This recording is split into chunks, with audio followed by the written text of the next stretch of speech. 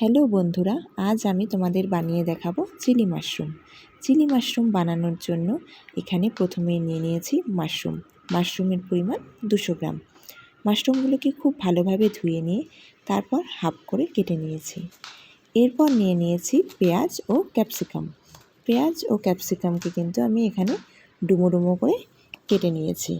তারপর পেঁয়াজগুলোকে কিন্তু অবশ্যই হাত দিয়ে ছাড়িয়ে নিয়েছি।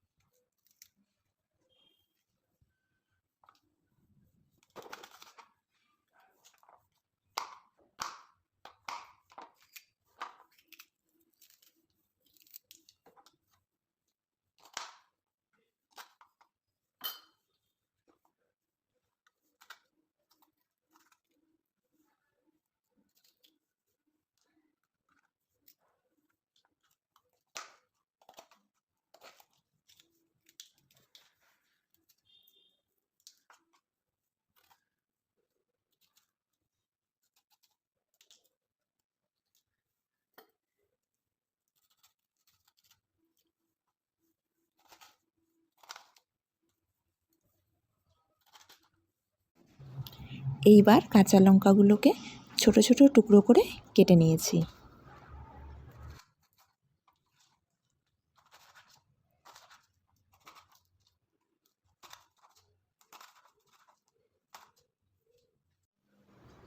এখন একটা পাত্রের মধ্যে হাফ কাপ কর্নফ্লাওয়ার আর একটা বড় চামচের 1 চামচ ময়দা দিলাম।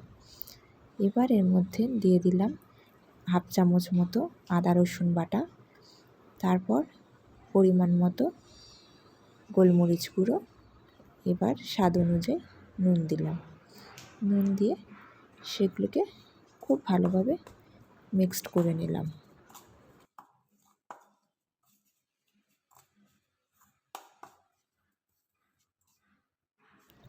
এইবার এই মিশ্রণটি দিয়ে আমি মাশরুমগুলোকে খুব ভালোভাবে মাখিয়ে নিলাম। তবে এক্ষেত্রে কিন্তু আমি প্রথমে জল ব্যবহার করিনি, যেহেতু মাশরুমের গায়ের থেকে জল ছাড়তে থাকবে, সেই জন্য পরে যতটুকু পরিমাণ জল আমার প্রয়োজন হয়েছে আমি কিন্তু ততটুকু জলই ব্যবহার করেছি।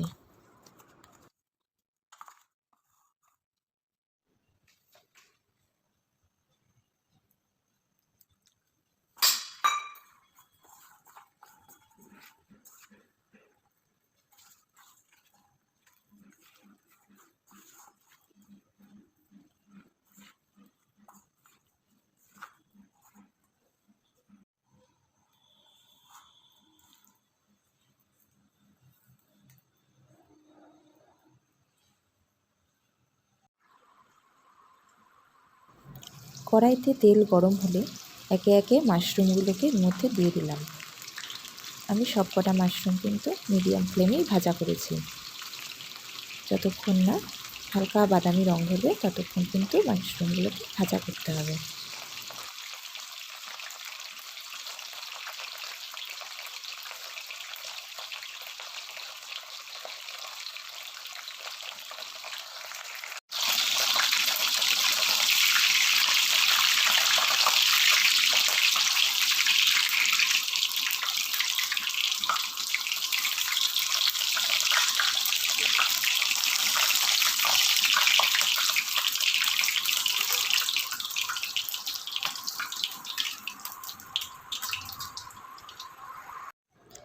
এবার একটা বাটির মধ্যে 3 চামচ টমেটো কেচাপ, 1 চামচ চিলি সস আর হাফ চামচ সয়া সস নিয়ে সেগুলিকে খুব ভালোভাবে মিশিয়ে নিলাম।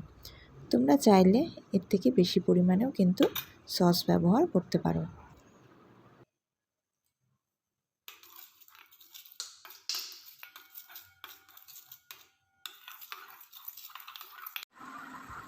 গ্রেভিকে একটু স্পাইসি করার জন্য আমি গরম তেলে প্রথমে দিয়ে নিয়েছি শুকনো লঙ্কা, তারপর দিয়েছি কুচনো আদা আর রসুন। এবার সেগুলিকে হালকা করে ভেজে নিয়েছি।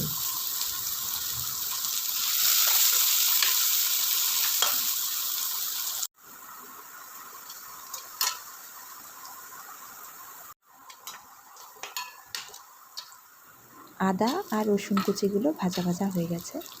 এবার আমি এর মধ্যে কেটে রাখা ক্যাপসিকাম আর পেঁয়াজগুলো দিয়ে দিলাম।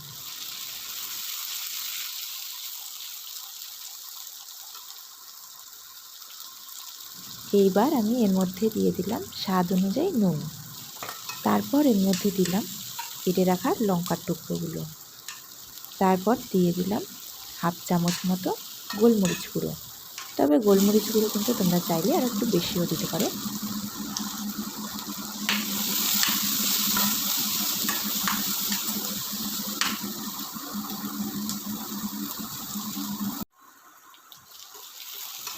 পেঁয়াজ আর ক্যাপসিকাম ভাজা ভাজা হয়ে গেছে। এবার আমি এর মধ্যে দিয়ে দিলাম সসের মিশ্রণটি। এবার খুব ভালোভাবে পেঁয়াজ আর ক্যাপসিকামকে সসের সাথে মিশিয়ে নিলাম। 1 কাপ জলের মধ্যে হাফ টেবিল স্পুন কর্নফ্লাওয়ার ভালোভাবে মিশিয়ে নিয়ে তারপর আমি এর মধ্যে দিয়ে দিলাম।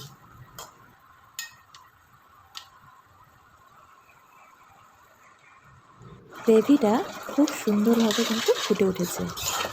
এবার ভেজে রাখা মাশরুমগুলোকে একে একে দিয়ে দিতে হবে।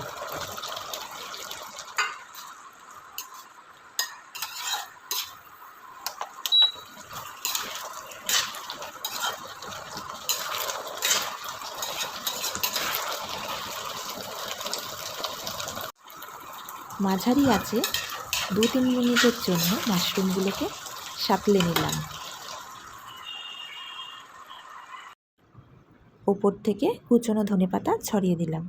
তোমরা চাইলে স্প্রিং অনিয়নও দিতে পারো।